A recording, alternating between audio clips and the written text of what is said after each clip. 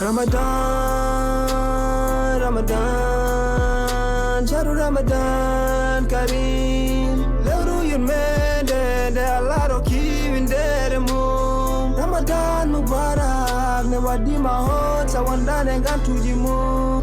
Kareem. Ramadan, Ramadan, Shahru Ramadan Kareem. Lewru yurmende de Allah ro kiwindere mum. Ramadan talto be hude fojo vien ablay be kambe fof minani kambe fo rendi min dum farandu ninga to encore ko ma har me jire gon andal way ninga min tala dum jogi hadde jam goddo woni ngodi ni aha ana la hadni do goda le do hor tan sepide mo olof jane lu ci kanam reer ba def gëna ko tay inshallah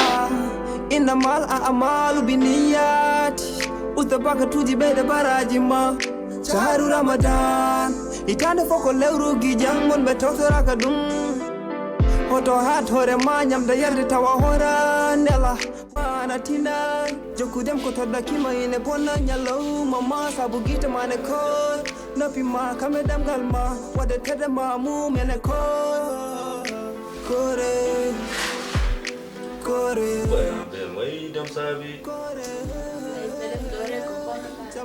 Allah jina sabi abu pika manda pourquoi lewul kor daro na ko fa manda pourquoi sabi. An pourta jaw ada mari sono gardan do chaque fois kor ka mari chaque jam waro chaque hiber do kam min jinno gal jaw arani han mi so mi yani mi wonta ko wonta content quoi il faut mi maran mom do wendo. mais madame ko dañ ko mimmi dañande madame yimbe gal mu mene family kat aussi so yalti wayna to ko dokyo minno mi dañcaade so mi yaltira nena men badal ko hawwaani mazan ya jow carton nan aran dum kadi yoda legal fo ne setto ma dum no bi an sa welam yaltu tan yaltat hawa min wa surveiller dem toujours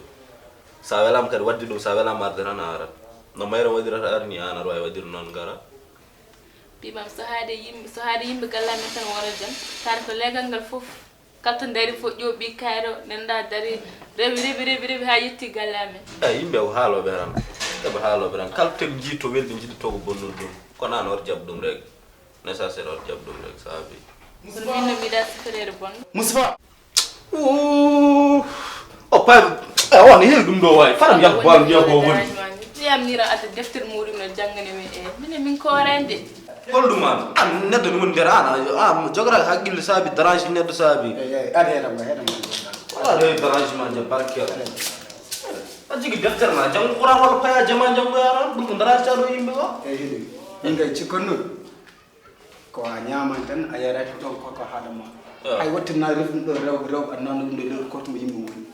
am ko woni hajima am defter ne jangara wala minen jangara ay mi ay mi na ma ko kutu min joge mam tan ko wate ko jidam hora mo dum jidam ma ko angay ko yoni tan adan nyama di yar ko na leer ko ka de wade ni zina adna riginde suka rewgo do en na be bi manana ko mino mi ba hor ko min badal ko min wado dum rek kare on bawa hor tor kare on bawa hor pardon ar hi conseil mari ya fa jama jango ya ron walla ya inde kala ma mo fore ma wado don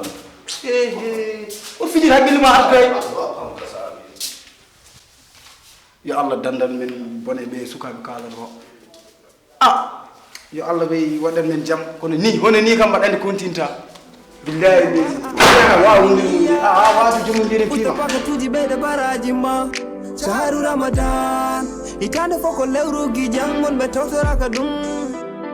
hoto hat hore ma nyamda yarde tawa hora nela putuda ko hore ma na tina jokudem ko todda kima ine bonna nyallow mama sabu gita mane ko nopi ma kamedam galma wade tede ma mu mene ko kore